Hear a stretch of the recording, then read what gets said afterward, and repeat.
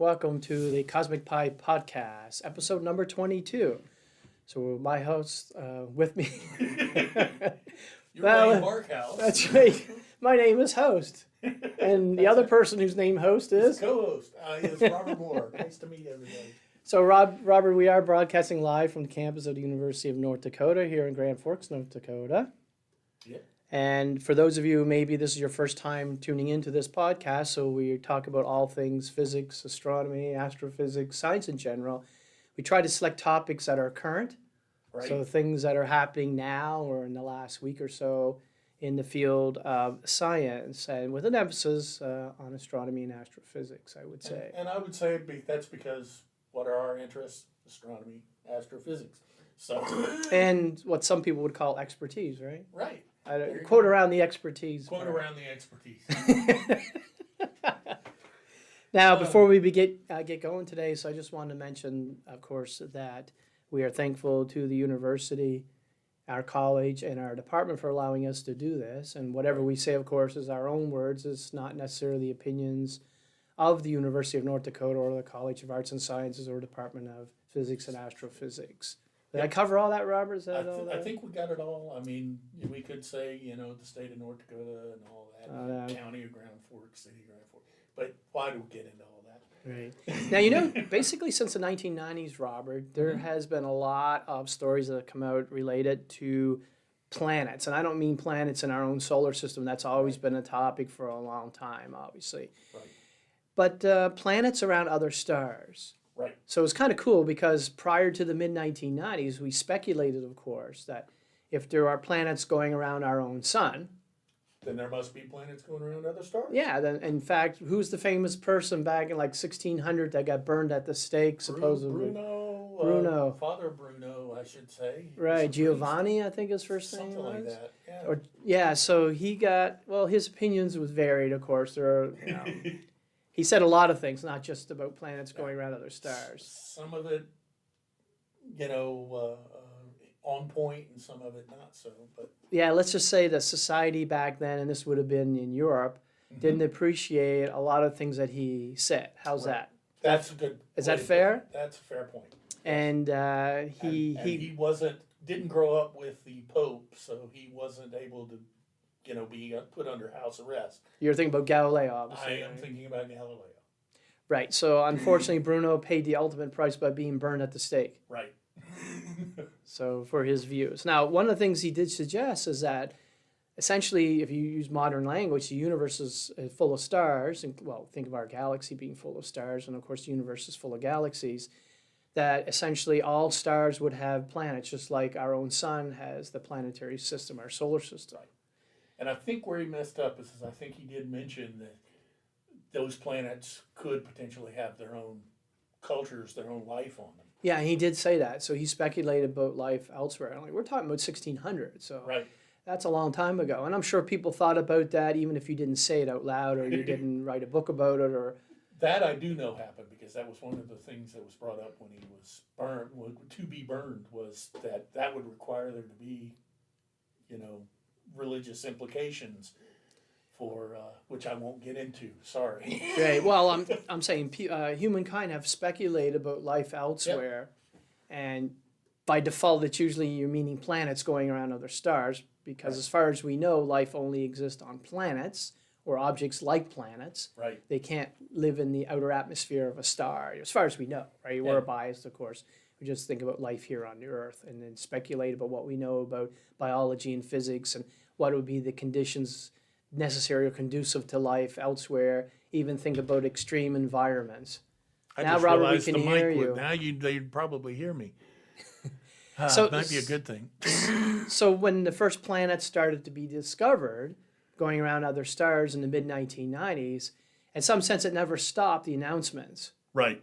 And we're talking about a lot of people being involved in this type of research. So even today, it's not surprising that I find almost at least once a week, there's some type of announcement about, hey, some Neptune-sized planet has been discovered orbiting some star. I mean, that was just in the news, again, like 2 days ago, right? It was a planet going around a star that's actually bright enough you can see it in dark sight. It was like 5.5 magnitude in the V-band. It doesn't have a proper name. It's a Henry Draper type of catalog number, HD blah blah blah. I never memorized the digits. Right. But so it's not like alpha this or beta that, right, for the constellation. But still, that just tells you that this stuff is becoming so popular, so many people involved, and of course, the different telescopes and the way of gathering data evolve over time, become better and more sensitive to these type of detections. And that's really what's making it all continue to take off, is we're getting better at it. We're getting more sensitive instruments. We're getting better at calibrating the instruments. Well, think of it this way. You have a telescope that Galileo built in the early 1600s. He didn't invent the telescope, but he heard about the invention and he made his own. Right. But take Galileo's telescope, which is what we call a refracting telescope today, and I would say to you, Robert, this is all you have at your disposal. You can't use anything else. Go off and see if you can detect planets going around other stars. No. No, it's not going to work. It's not going to work. So his it's not optics weren't that good. right. So it's not from the lack of intelligence. Right. We're making the assumption, which is valid as far as I know, that the average intelligence in the 1600s Is about is what it you is have now. in 2023. But it's the development of instrumentation and the advancement that occurs through that development over time. And that occurs because people notice, hey, there's a lack here. So it's really the expansion of our ability to build different types of instrumentation, increasing sensitivity, so on and so forth, that allows us to find these new things that otherwise we didn't know that existed. Right. Agreed. And then with the launch of the James Webb Space Telescope, that, of course, marked a new beginning in terms of our advancement of technology. And so we expected there was going to be a slew of discoveries, and there has been in roughly 12 months since the first data started to be released from the James Webb Space Telescope. And so we expect, for example, that new observations are going to be taken of different things in astronomy and astrophysics, and that includes, for example, information about exoplanets. Right. Right? Absolutely. So, Robert, did you want to talk about any new discoveries that may have been in the field of exoplanets? That's exactly what I wanted to do. So one of the big targets recently has been the Trappist star system, which Trappist is a small M-dwarf star. So the system looks kind of like this, but we know through transit methods and other methods that it has, kind of like our own system, it has 7 planets. Okay, Robert, do you want to say, maybe for someone who doesn't know anything about the Trappist system? Okay. First of all, I want to make this clear before we go any further. Yes. A lot of times when we show slides like the one you see here, these are not actual images of the planets themselves. Lord, no, Because some definitely people get confused about that. You're right. Okay? You're right. So these are just artist conception. Just somebody said there's these planets going around the star, and somebody just said, oh, maybe they look like this. They're just having a visual object so you can look at, besides looking at Robert and I's face. Right. Agreed. Okay. And thank you for bringing that up, because yes, I see a lot of comments about that. Oh, it's fake, it's this, it's that. In a way, they're right. We don't know what these planets look like, because even when we are able to direct image one of these exoplanets, it's a bright dot. Yeah, pinpoint of light. It's a pinpoint of light. So we don't know if it's got water on it. That's actually where we're going to talk. One of the things we're going to talk about. We don't know if it's got water on it. We don't know if it's got clouds. We don't know. Well, some of them we do know that they have clouds. But they're not. That information But is not gathered through direct imaging. Absolutely. We can't image the polar caps if they had them on these planets. Right. We can't image oceans of water if they had them on these planets. We can't image separate continents on these planets Right. if they even had them. Right? Because it's just a dot of light. It's unresolved, right? It's You can't unresolved. see the details. It's like you looking at Mars with your unaided eye, and I could ask you the question, if you knew where to look, and you look at Mars, oh, can't you see the polar caps on Mars? Well, no, you can't. It's unresolved given the Right. size of your eye, the nature of your eye. In fact, you need about a 4 or 6 inch telescope to resolve the ice cap. Yeah, well, think of even the great red spot on the surface of Jupiter. Right. You can't see any of the atmospheric features on Jupiter. Jupiter looks like usually a bright star in the sky. Right. And by the way, if you want to see Jupiter, step outside at about 2 a.m. in the morning now, this time of the year, and you'll see this bright object low in the east. And Right. that bright object is Jupiter. Is And of Jupiter. course, it has to be clear. Yes. Right? Don't go out if it's cloudy and you can't see any other star. You're not going to see. Usually, you can't see Jupiter unless the clouds are fairly thin. But yes. you basically 4 or 5 times the pupil diameter of your eye, a good set of binoculars, and all of a sudden you can see cloud features. You can see the great red spot. Go up even more, and you can start seeing more and more detail. That's right. And just as an aside, by the way, if you do have a pair of binoculars and you look at Jupiter, even if they're a small pair, you also be able to see the moons. The moons of Jupiter. So you see star-like objects on either side. And they will change position Over, fairly readily. That's right, over the course of just a few hours, yeah. And the other thing to note is those are star-like objects because those are unresolved. They are a lot smaller than Jupiter itself. Right. And they're at the same distance as Jupiter, essentially. And so you can't see features on the surface of those objects with a standard pair of binoculars. No. Yeah, in fact, to start seeing some of the surface features on those moons, you've got to go up to like the 200-inch telescope. Yeah, you need a very large telescope. That's right.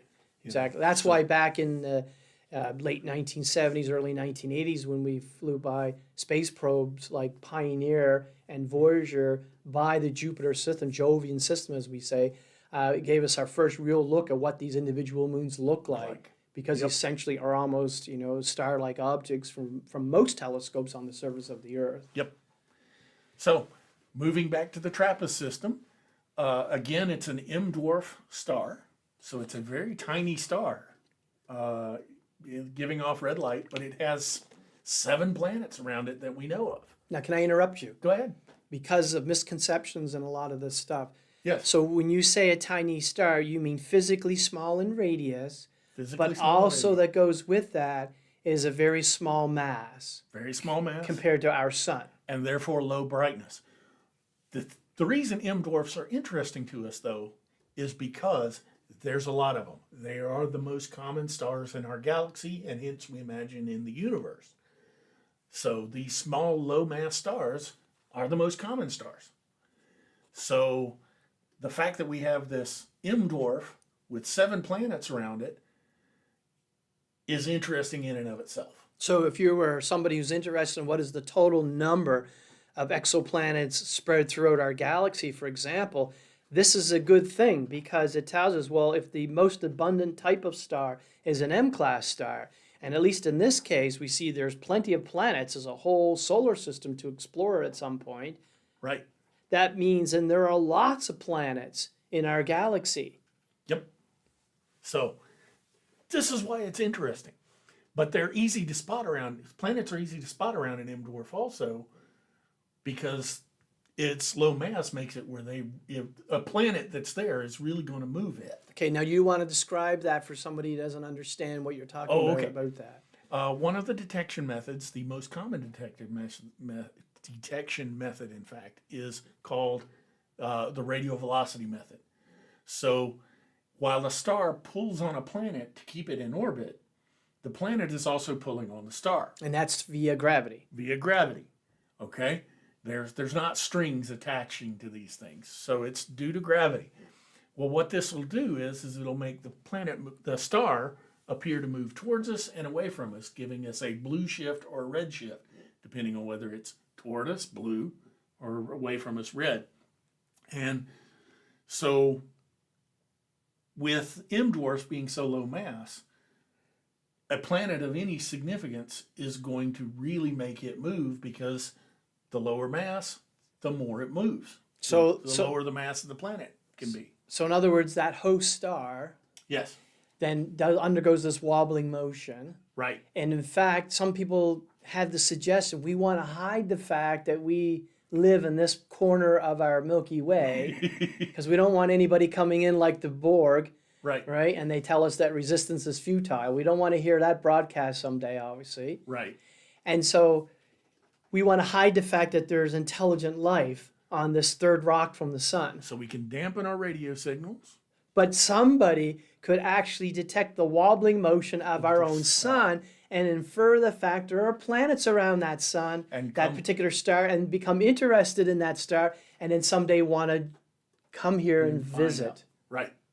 So this is not something we can hide. And, like I said, the lower mass the star, the more stronger the effect of the planets on the star. And therefore, we were able to find these 7 planets going around Trappist-1. So easier it is to see the wobbling motion. Yes. So, it's again, how to put it? It's like you and Arnold Schwarzenegger at each end of a string, and you're going around him. You're tugging on him, but he's going to only be tugged a little bit. Now let's do that with your younger sibling, who's, say, 5 years younger than you are. You're going to pull a lot more on them unless they're a bodybuilder too. And so they're going to wobble a lot more with you pulling on the string and going around them. And so it's a similar situation. So not only do we need a low mass star, but we also need a massive planet or planets Right. to pull on the star to allow us to detect that wobbling motion. Absolutely. So that means, Robert, if there was a planet, well, let's say a planet that was about the size, if you want to call it a planet, the size of our own moon, Mm-hmm. and that moon was, I don't know, the distance that Neptune is from our sun. Right. That would make it extremely difficult to That detect would the make wobbling. it very difficult because it's low mass, but 2, it's a long way around. So it's like you also got to consider it like a lever, Right. kind of. So we know that the force of gravity, which is what you said Mhm. physically is what's really happening here. This is the force involved. And we know the force of gravity depends on the masses of the bodies that are under consideration, Right. but also on the separation between them, the distance. Right. And we know that the force of gravity gets weaker with distance. It's what we call in physics an inverse square law. And that just means if you had a certain distance between a planet and a star, let's say, and you doubled that distance magically, then Right. gravity is 1 over the distance squared, so it would be 1/4 as much. It would be 25% what it was before you moved the two bodies Right. away from each other. So that means that this technique, even though we see evidence, wonderful evidence of planets going around other stars, there's clearly a lot of systems out there that we would, at the present time, given our detectors and how sensitive they are, that we're just going to miss. We're going to miss them. And we're going to, even around stars that we know there's exoplanets there, we may be missing some of those planets simply because they don't tug on the star strongly enough for us to pick up the wobble. So the statistics right now, at least the latest I've heard, Mhm. is that there's at least one planet At least around one. every star in our Milky Way galaxy, and by inference around other stars around in other galaxies as well. Right. But that means that that's a low ball number, a minimal number. Right. So chances are statistically there are probably several, so let's say several is 5, 5 planets going around Every star. statistically every star in the Milky Way galaxy and in all stars and all the other galaxies in our universe. So let's do the numbers. There's approximately 1 trillion galaxies in the observable universe. There's on average, probably maybe 100 billion stars in every galaxy. There are 5 planets for every star, right? So that's 500 billion stars per galaxy. So 500 billion times 1 trillion, that's the estimated number of planets in our observable universe. Isn't that's just mind-blowing. That's science, Robert. It's science, absolutely. So, so as we can see, we got 7 planets around Trappist-1, I should say. There are several Trappists. 3 of them are in Mercury-Venus type orbits, and they show our solar system in the lower part of this panel, this image. In the red zone, which would be like Mercury and Venus, there are 3 of them that are really interesting to us because they're in this green zone, this Goldilocks zone. So what's the I really hate that term, but What's the labeling on in case people can't see your mouse that you're moving around? I don't know if right. that'll show up or not. So the planets are labeled lowercase b, c, d, e, f, g, and h. So B, C, and D are inside of a Venus type orbit compared to their star. E, F, and G are in that Goldilocks zone, which again, I hate that term, but this is the zone where they're getting enough energy from their star that liquid water could be on the surface. Right, and so just for comparison, I want to make this clear, and this maybe you're going to say it anyways, but I'm sorry for stealing your thunder it's here. fine. If you look at the bottom panel, this is an outline of our own solar system, the inner 4 planets. So we go Mercury, Venus, Earth, and Mars. Notice that if the Trappist-1 system was in our solar system so that the star, it was coincident with our own sun, all of the Trappist-1 system that you see here, B, C, D, E, F, G, and H, would all be in an orbit closer than the planet Mercury. In fact, if you notice here, the orbits that you see near our sun that are supposedly where the Trappist-1 system is B, that's been enlarged by a factor of 25 times. Yes. So they are extremely close to our sun. Or to their sun. No, if it was in where our yes, sun is yes. today, if you just put those planetary orbits of the Trappist-1 sun in our own solar system, it looks like the closest one will almost be in the outer part of our sun orbiting. Yes. But because you take our sun and shrink it down to an M-type star, right, then it's obviously much smaller, so they can get a lot closer to the host star without, vaporizing. It's that much dimmer Right. than our star. And dimmer we mean by luminosity. Luminosity. Right? Total the energy brightness, output. The total amount of, yes. Like the wattage of a light bulb. There you go. So we could be we're orbiting a 100 watt light bulb. And this thing's like a Christmas tree LED. Yeah. All right. So everything is much closer. And this causes one of the problems, but I think I'll save that for another episode.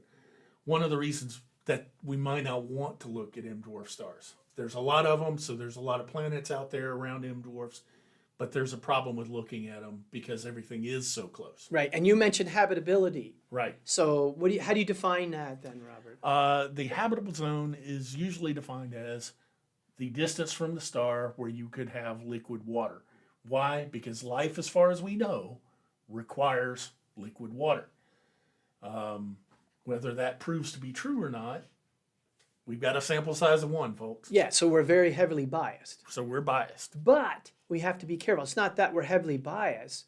We also know the laws of physics and how they operate in biological systems to a degree that tells us it's very hard to think about how life would arise without the presence of water. Is that fair to say? That's fair to say.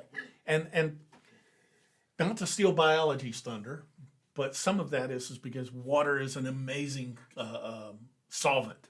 You can dissolve a lot of different chemicals and everything into it. So we got a question, Mamel. I'm hoping I didn't mangle that. Can a star not emit more energy than another star despite being brighter? I'm not.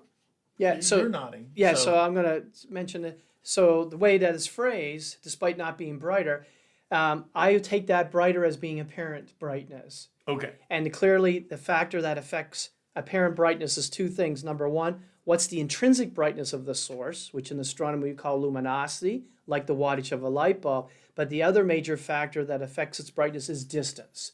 So you could have a star that was 10,000 times more luminous than our sun, but if it's very far away, it could be extremely dim. Right. Or the reverse, of course, you can have a star like an M-class star that's intrinsically much fainter than our sun, but if it was close to us, it would look much brighter than our sun if it was a lot closer. So distance has an effect on brightness, but also luminosity. Right. If I'm not mistaken, there are no M dwarf stars that are naked eye visible from Earth. Not that I remember, no. So even though the closest star to our own system is an M dwarf, it's not visible because they're that much dimmer. Right. So you're talking about Proxima Centauri, Right. which is about roughly 4.2 light years away, but that's part of a triple system. Right. And the Alpha Centauri system. So when you look at that object, Alpha Centauri, you can see it with the unaided eye, but you can't see Proxima Centauri, which is the star out of that triple system that's closest to us, and that is an M-type star. Right. And so this is how dim these M dwarfs are. Closest star, and you can't see it with your eye. So keep that in mind.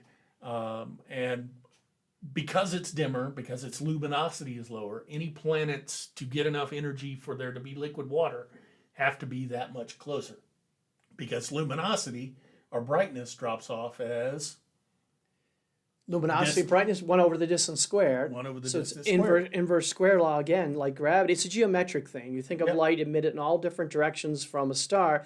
And that just gets weaker as the surface area increases. Right. And that It's surface area spread goes over like a bigger sphere. right, and that surface area increases as the distance square. Right. So the brightness at any one little square, one little unit area on that imaginary sphere, then that light drops off as one over the distance square because of that geometric effect. But the thing to note here on this, you talk about the habitability zone, that Yeah. we need the presence of water, We need the presence of water. right? So if you're very close to the stars, so you have to be closer to this M-type stars than you are to a star like our sun, which is, by the way, a G2 spectroscopic type Right. of star, spectroscopic class, spectral class. So you need to be much closer to the host star in order for H2O to be in liquid form. Right. So what's the negative aspect of that, Robert? Because I think you're hinting Well, about that. I was hinting at it, but was saying we were going to save it. So let's go ahead and talk about it. The problem with that is the closer into the star, the more easily you get what we call tidally locked, which means the same side of the planet will always face the star, kind of like our moon is tidally locked to Earth. We always see the same face. So the problem with that is of course, only one side of the planet is being irradiated, is getting that energy from the star. So it's been suggested that such a planet, the side facing the star would bake, and the side away from the star would freeze out. Now, the problem with that is atmospheres. And so that's getting into where this is going to be going here in a second, is an atmosphere is extremely good, see our own planet, at redistributing heat. So if these planets, even though they're tidally locked and one side always faces the star, if they have an atmosphere, it may be effective, that atmosphere, at redistributing that heat around to the dark side. So that becomes the question, do any of these planets have atmospheres? So in that case, we'd expect the winds on that planet to be extremely high velocity type of Yes. winds, high speed. We would expect, I would honestly expect there to be hurricane force winds everywhere on that planet. And that would equalize the temperature from the day side versus the night side. Yep. So And you can think of other things too. I know one of the things we know from our sun is it releases particles into space, and that's responsible for aurora activity, northern, southern lights, and so on. If you're really close to a host star, you're constantly being bombarded. yeah, you'd expect that it would be a really high energy radiation type of environment. So you may be cooked that way, Right. you know, from the extreme high energy particles that you're going to receive compared to if you're much further away. Right. So Mamel is going on with, I would like to live on a locked planet. I would have a permanent sunset at my house. And that may be, actually, that's been hypothesized, that where these planets may be habitable is actually not on the bright side or the dark side, but in that twilight. Yeah, the Terminator. The Terminator. Yeah. That twilight zone. And again, it's because the bright side is not only going to be bombarded by all this light radiation, but by the particles as well. Whereas in that twilight zone, you're diminishing both. That's right. 'Cause it'd be like the winter time and the sun low in the sky, at least for us here. Right. And then you're not going to get as much heating per square, inch on the ground compared to the summertime when the sun is much higher in the sky. You get more heating effect. That's the difference in the season because of tilt of the Earth's axis. Yeah, you just got to know where to go on your planet. Right. And the other thing, of course, would be if these planets have magnetic fields, that would help shield it against these charged particles that the star is giving off. But that's definitely a topic for another day. Well, since we're talking about exoplanets, one of the things that just go into a pet peeve of mine. What's this? Is there's been a lot of things that have come out since the 1990s. I notice, documentaries you see on TV or on YouTube nowadays, so on and so forth, where people describe the conditions of what the planets are like to the detail where they're making drawings of animal life and vegetation and all this kind of stuff when they have no clue at all what's on those planets. And all of that stuff is just kind of useless, right? Right. There is no way that you have enough detail to know about the conditions like that, right? Even if it's water-based life, even if it's DNA-based life around these planets, there is no way until we just get there to know what the life looks like. Yeah, so I mean, people from Ivy League schools go out and do this, right? They give these presentations, and it's all a waste of time in that sense, right? You just don't know what the conditions are like to that degree on any of these exoplanets. Right.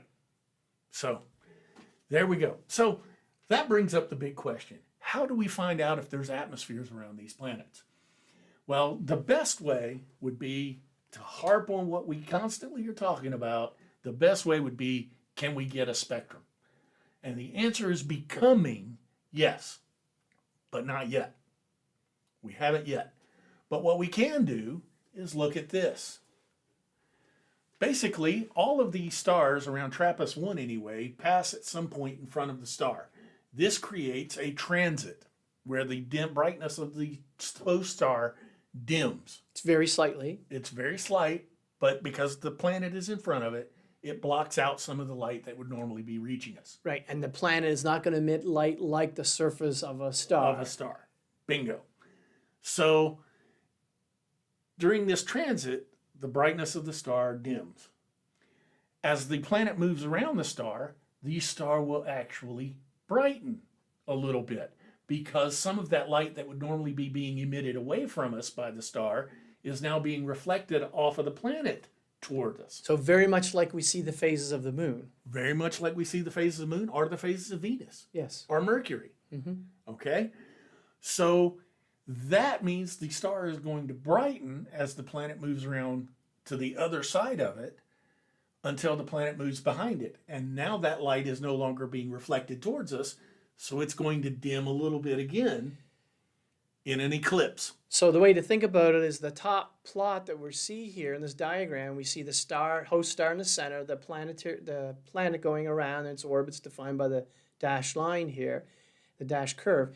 But the thing is, you don't see this detail when you look at this star. No. All of this is combined into a pinpoint of light, Right. right? So then the dimming and brightening of the star, you can't isolate that from the planet itself like we do here. This is just a drawing that we've made This is just a of drawing. what we think is going on, Right. right? In fact, when they first were using the transiting method, the thing you have to look out for, how do you know it's just not like star spot, a dark magnetic storm? And dark means it gives off less light than the surrounding atmosphere of the star itself, so it looks dark and silhouette. But Right. if there's a large star spot, like we have sunspots on our own sun, how do you know that's not what's causing the periodic dimming of the light?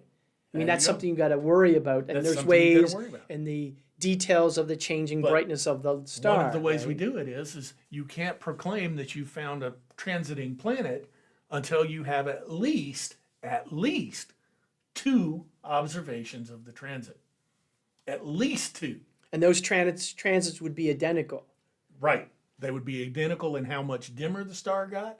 They would be identical in how long they lasted and things like this. Because you could have a star spot like a sunspot, Right. and the sunspots will fade away or change complexity, right, structure over the course of several days to weeks. If you wait long enough, let's say I discover something, I tell you, Robert, and Yep. then you had cloudy weather for a month, and then you went out to observe, and you don't see any type of transiting going on, you may infer, well, what you actually saw maybe was a star spot, and that had gone away, it dissipated, so it's not going to change the light the way it did before, and you're never going to be able to see it like that again. And so these are arguments that against there being exoplanets that I've heard constantly. And it's like, you know, you're sitting there when you propose these, you're saying we scientists aren't smart and that we're not going to think of things like this. Yes, we really do. Well, I wouldn't say it's evidence against exoplanets. Right. I'd say it's evidence against your particular observation that you naturally infer as an exoplanet.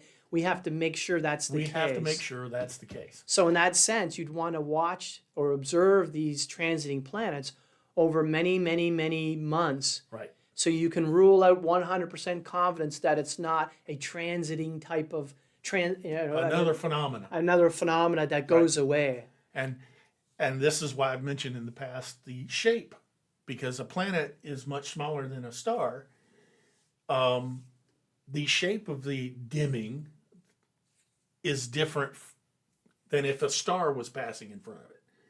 So all of these little factors come in and saying, okay, it's not this phenomenon, it's not star spots, it's not another star that's making the dimming, it's not this, and we go through a checklist. Now, Robert, you mentioned that we can't spectroscopically look at the atmosphere of the exoplanet. Not well.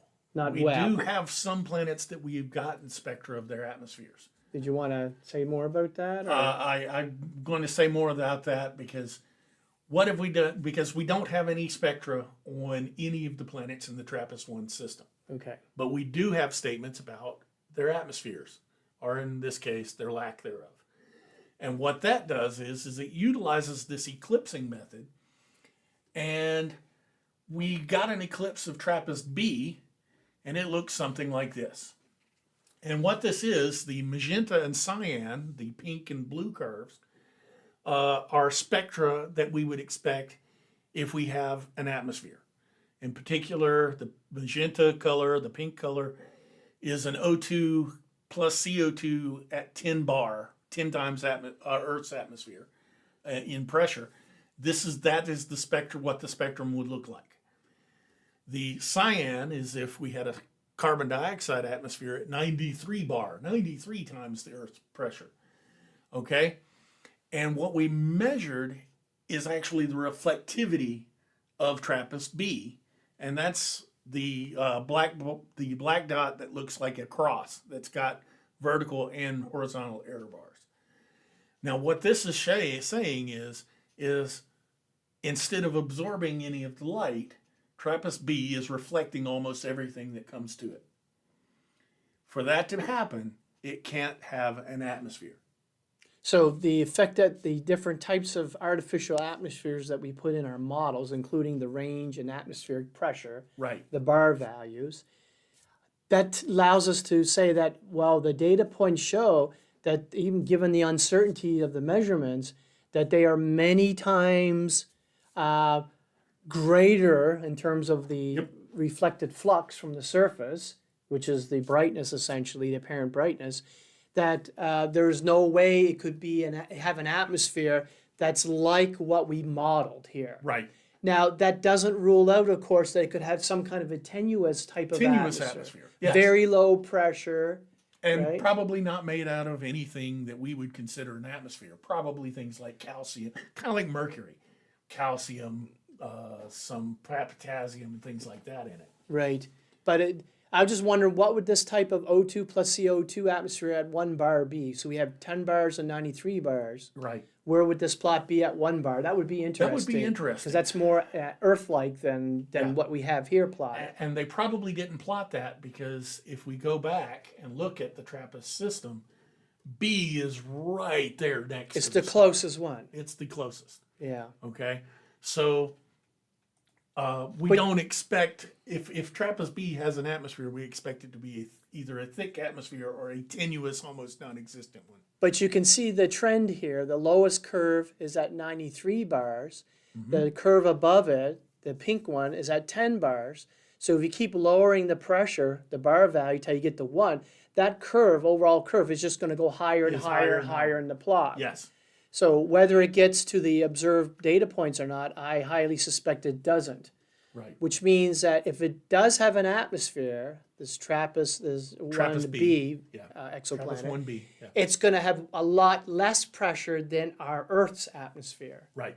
And that's kind of what was expected with Trappist-1b, is that it would be like Mercury. It would have either a very tenuous, non-existent or non-existent atmosphere. Right. So, and the reason for that, just to be clear, is you think of an atmosphere that's made up of gas particles. Right. And those gas particles receive solar energy from our sun. And that causes that energy to be in the form of what we call energy of motion, kinetic energy, part of that. And so these gas particles are not standing still. They're jostling and moving around all over the place in 3 dimensions in our atmosphere.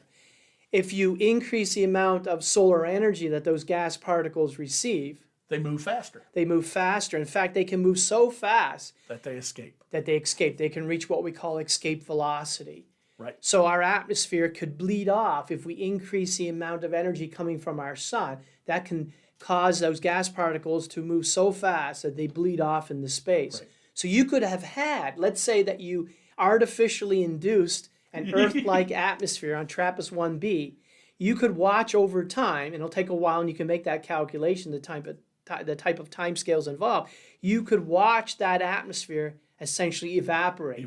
Those particles move away from that planet and never to return. In fact, I will point out we're actually doing that real time in our own system because Venus has a nice long tail of gas because its atmosphere is being ablated. Well, that's what happened to the Martian atmosphere, as far as we Absolutely. can tell. And the other thing is, the particles that reach escape velocity, if you look at the equation that describes the energy of motion, kinetic energy, it has a mass term in it. Right. And so the lighter the particle, that is, the less mass the particles have, the easier they are to escape with a certain amount of energy that they're receiving from our sun. So that's why it's the hydrogen that bleeds off the easiest, because it just consists of a single proton And it's in terms bleeding of its off of mass. Earth. That's what I mean, from Yeah. our system, from the Earth. Earth is losing mass from its atmosphere because what happens is water is disassociated by the UV light that is reaching us from the sun into hydrogen and oxygen.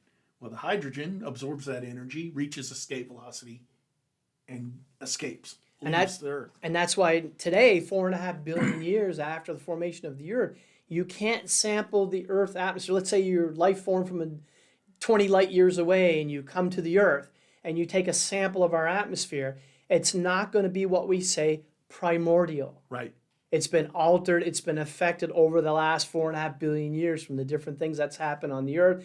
And of course, life in the more recent times have oxygenated our atmosphere, have increased the amount or the abundance of oxygen in our atmosphere. So it is not primordial.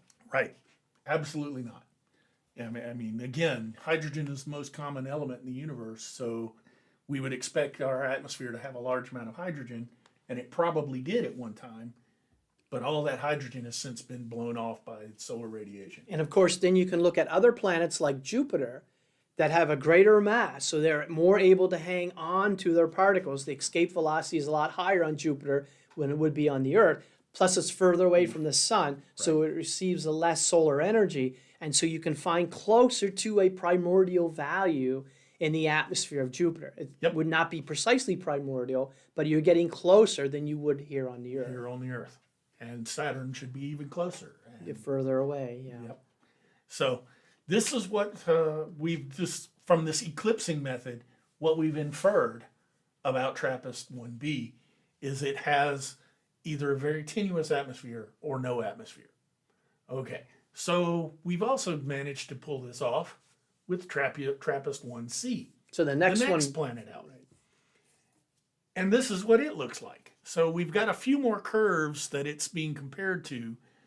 We've got 3 atmospheres, Venus on a cloudy day, which is 10 bar.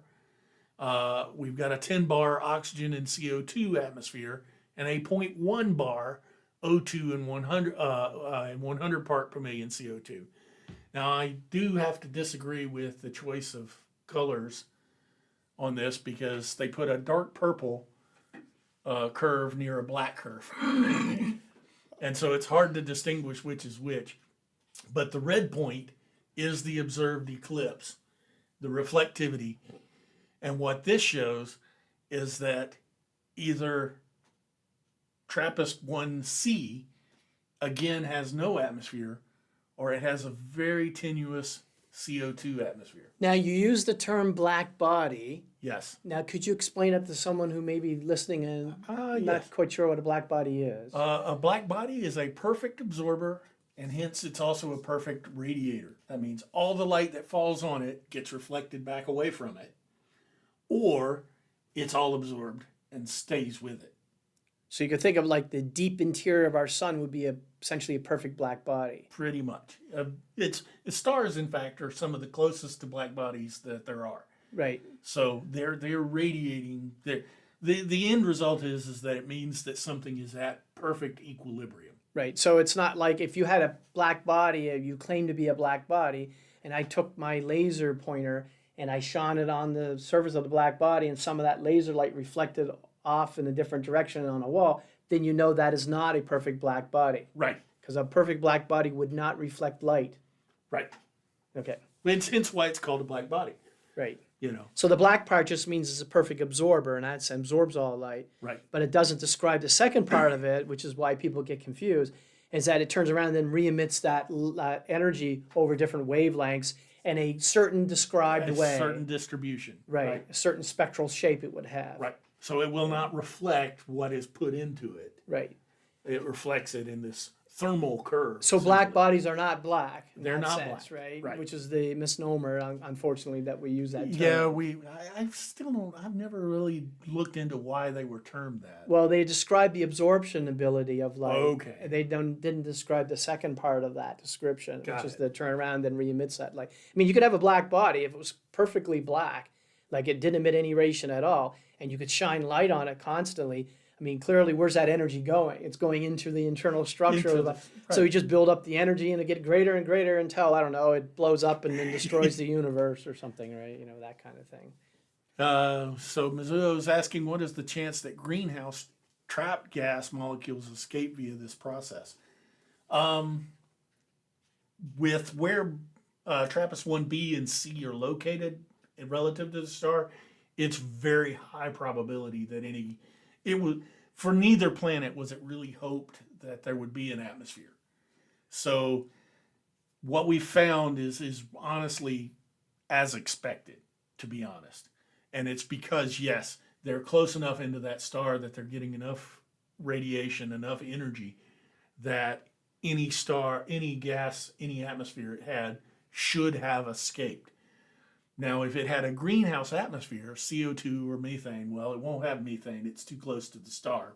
The methane would dissociate into hydrogen and carbon. Right. So you could think of carbon dioxide. So those of you who don't know, so a molecule of carbon dioxide has one atom of carbon, and for each molecule there are two atoms of oxygen. Right. So right now, to consider what is the mass of a carbon dioxide molecule, you need to add the mass of the carbon atom plus two oxygen atoms. Right. So clearly that's going to be much more massive than just an individual hydrogen atom. Right. So if you think about the Earth's atmosphere, it is much easier to cause hydrogen to reach escape velocity than you can with the CO2 molecules, the carbon dioxide molecules, because of that difference in the mass. Right. And the other part of it is that this eclipsing method works based on how much light the planet is reflecting. And so, yes, any atmosphere is going to absorb some of that light it's receiving. It's not going to reflect it. It's going to absorb it, and it's going to redistribute that heat around the planet. Okay? So if there's a greenhouse atmosphere, that light is going to be absorbed, it's going to be redirected into different wavelengths, and it's going to be moved around the planet and emitted from the backside, the dark side. Right. The side away from us. So this is why we can rule out these atmospheres, and why some of these other curves, the black curve, for instance, is ultramafic rock. Ultramafic probably is not a term most people are used to seeing, but most of us know about basalt, this really dark brown to black rock that comes out of like Hawaii's volcanoes. So that's ultramafic. So as you can see, that dotted gray curve is a black body curve, a perfect emitter. Okay? And the ultramafic curve is very close to that. And that's because while it's not mirror reflective, it is very reflective. It's more reflective than any atmosphere is going to be. And so that's why that dark purple curve has a low pressure CO2 atmosphere, and it comes down and touches the ultramafic. And that red dot is down in the trough of that CO2. So it could be due to error bars. Either Trappist1c is a rocky body with no atmosphere, or it has a very tenuous, very thin CO2 atmosphere. Right. And just for clarification, so we know on Venus, clearly there's a greenhouse effect that's occurring. Mm-hmm. In fact, most of the atmosphere on Venus is carbon dioxide, if I'm not mistaken. And so it is approximately the same mass as our Earth. Mm-hmm. And so the only difference really between the Earth and Venus from this perspective, these really fine details, there's a lot of differences always, but just at this point we're talking about, is that Venus is closer to the sun. Right. And yet it's still able to hang on to that carbon dioxide atmosphere to have a greenhouse effect. So there's not enough energy coming from our sun to somehow cause that carbon dioxide to bleed off off the atmosphere of Venus over the period of, let's say, a couple 100 million years.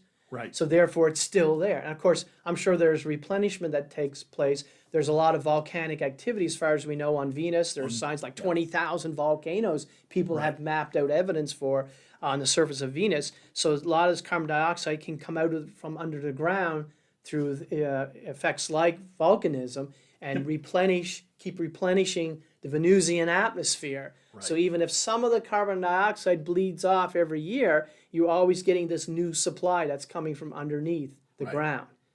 Right. And so in other words, if you're worried about the buildup of carbon dioxide in the Earth's atmosphere, waiting for it to naturally bleed off is not a possibility. It's not going to work. That's not a good game plan. Yeah. That's not a good game plan. So what's going on with Trappist B and C is basically we've used this eclipsing method, not spectroscopy yet, from JWST, and we've determined that the chances are very low that either B or C, which again, let me show you the system. So these inner two most planets probably don't have atmospheres. What we're really interested though in is E, F, and G. So we're still making observations of this system with JWST. We're building up our Eclipse database, and hopefully we'll be saying, hey, this is what we can infer about their atmosphere. Now, E, F, and G in the Trappist-1 system, they're in that habitability zone. Habitability So they are interesting anyways, right? Right. They catch our attention. We want to study those in particular in detail. Right. We really do, because again, this is the most common type of star, which means this should be the most common type of system. And if we start finding that habitable zone planets around M dwarfs don't have atmospheres, well, that puts a big red X on life as we know it. Now, Robert, did you come across any information that allow us to think about when possibly JWST will have data related to E, F, or G? I did not come across anything on them. I did come across that they are being looked at. Okay. So they are building up data to make this type of observation set on E, F, and G. Right. So if you go back to your last slide, I mean, one of the things you want to do, you see the data point is the measurement is the red diamond, essentially. Red diamond, yeah. The red diamond, and those vertical and horizontal bars represents the uncertainty in that measurement. Yep. And so if you just did a cursory type of observation with the telescope, and so you could have a diamond somewhere on this plot for, let's say, trapezoid 1e, okay, one of the planets that are in that habitability zone, the closest one to the host star in that zone. Are going to be huge. But if those error bars are huge, then you can't rule in or out any models, right? In that sense. So what's the point? Well, there is no point. There is no point. So you need to collect data over a long enough time span so you can build up in science what we call a higher signal to noise ratio, which just means reducing those error bars, the uncertainty in the measurement, so then you can start to rule out some of these models. And constrain some of those atmospheric parameters. The other thing being waited for is E, F, and G are actually far enough away from Trappist-1 that we can potentially get spectroscopic data.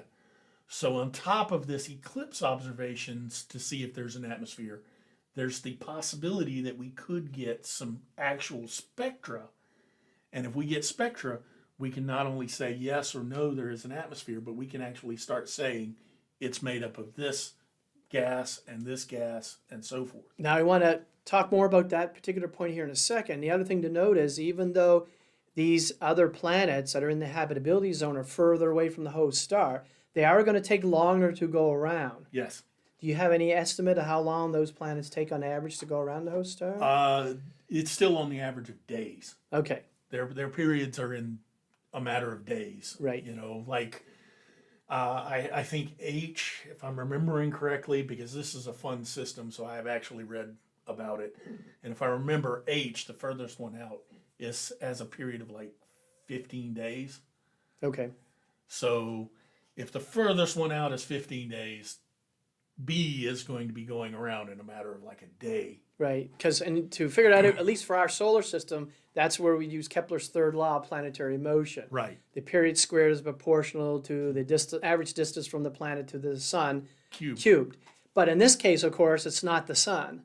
Right. And so you need to actually use the full-blown equation for Kepler's third law. See if I can remember. The period squared is equal to 4 pi squared divided by capital G, the Newton's constant, times the product, the sum of the two masses, m1 plus m2. And we should have done a slide about that. And then it's the semi-major axis cubed. So you have to input the mass of the host star into that equation. That's in the bottom part. And that's why I'm making a guess, because I didn't actually read up on that and should have before. Right, so it's in the denominator. And that would allow us then to look at, based on the average distance of the planet from the host star, how long it would take to go around one. So you can actually, in other words, what I'm trying to get at is that we can actually do that calculation. Because Kepler's third law is just gravity at work. It's a description really of what gravity does. In fact, that was one of the proofs that Newton used, is that out of his law of universal gravitation, you got Kepler's law. Yeah, you derive Kepler's laws, right? And they better match. They better match. Because Kepler's laws is based on observation, so,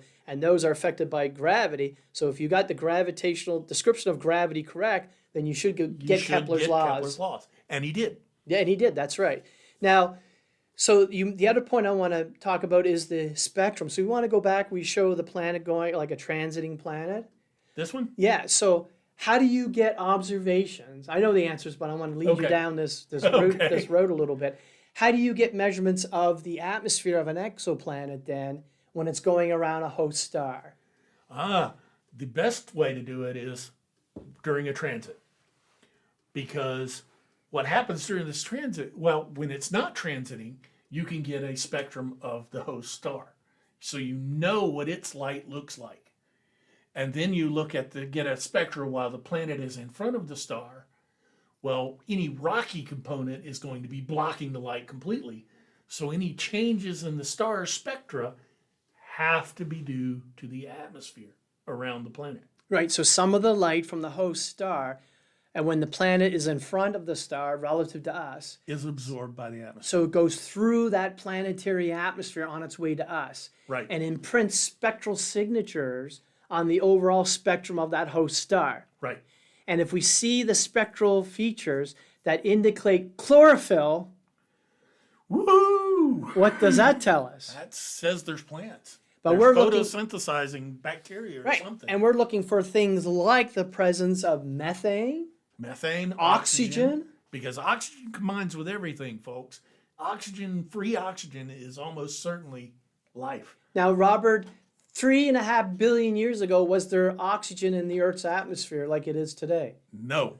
And where did that oxygen come from that we breathe today? What's that, 21% is oxygen? It was emitted by light. Life, not light. Life. So it came from life. Yes. In fact, if you took biological creatures today, life, and you could somehow transport them back in time to the original atmosphere that existed on Earth, most of those biological forms would not live. They would perish. They would die. Because the atmosphere is not the same. The ones that would survive? Yeasts and certain other what we call extremophiles. Right. But people like someone like us, or a dog or a cat, take an oxygen tank. That's right, because you would not survive. There wasn't enough oxygen in the atmosphere of the Earth back in that early time. And what was it doing? What do you mean it wasn't there? Any free oxygen immediately combined with things like the rocks, the iron in the rocks. You got to remember, quartz is SiO2. You know, and you've probably heard of Michigan.